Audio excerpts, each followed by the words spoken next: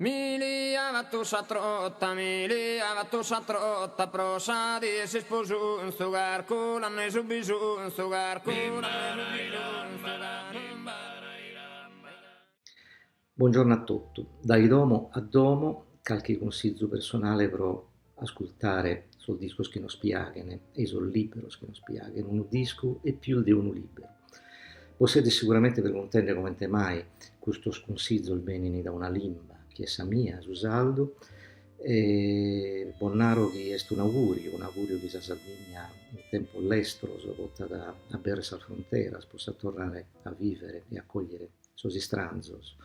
e che questo potrà succedere ovviamente pure per la sa un regione d'Italia e per l'Italia in suo sconfronto del suo mondo e per il suo mondo in suo sconfronto dell'Italia. Se questo vada a succedere, speriamo l'esto che renare che finalmente abbiamo sconfitto sul coronavirus. Vos consiglio un disco che si narra da Kind of Blue, me da io lo conosco, ovviamente sono il disco più importante della storia del suggesa, ha fatto dei spartiacque in storia di questa musica, un disco coraggioso, un disco visionario, un disco nuovo, e se noi siamo tutti nove, e fai lo sul musicista, se sono appassionato, se stega questo disco ancora una volta, come tipo sul disco di Miles Davis, e resesi da andare in dainanti.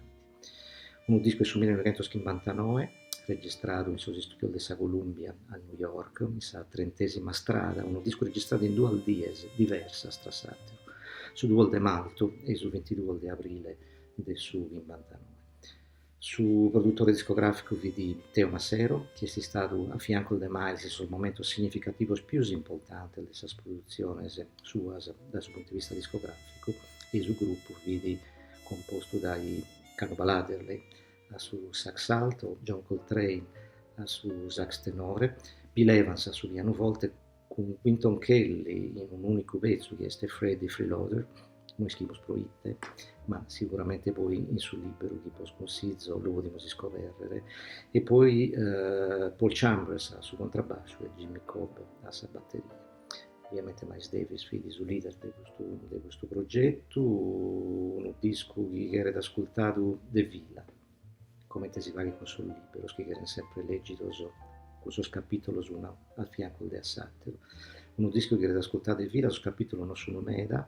ma sul disco è incredibilmente coerente, prezioso e giusto in questo ascolto. A questo disco mi consiglio di affiancare un libro. Questo libro si narra appunto Kind of Blue, è un libro pubblicato da Il Saggiatore in Italia, scritto da Ashley Kahn, che è uno dei più grandi scrittori di jazz americano. Mi l'ha regalato Isse, tra l'altro, è proprio la dedica sua in sa prima pagina. È un libro incredibile che è resessito, raccontando questo solo al dia di registrazione, raccontare tutto un mondo, non solamente sul mondo della musica a Savine, Susanno Schimbanta, ma la storia proprio della società, non solo americana, di questo periodo. Bisogna stare intervista da tanto il musicista, da Herbie Hancock, passando a Wayne Shorter e tantissimi altri, la prefazione proprio di Jimmy Cobb, su batterista che guarda i piedi a questa registrazione, e sino a questo libro bisogna foto straordinarie di questo periodo. Tra l'altro si incomincia sul libro, è proprio salnotta di copertina di Preparedi, Bill Evans, scritta a mano, in questo caso proprio sul libro. Ashley Kahn ha descritto Meda, the jazz. È principalmente uno scrittore di jazz, pur se intanto ha dei logo differenti, per esempio con questa biografia di Santana, che si narra il suono universale della mia vita, e poi con un altro libro che poi consiglio, si narra da Hello Supreme, ed è un libro che racconta da questa stessa modalità della registrazione mitica che ha lasciato un'impronta incredibile in storia della musica, tutta indistinta, appunto sul disco Hello Supreme, un disco mistico,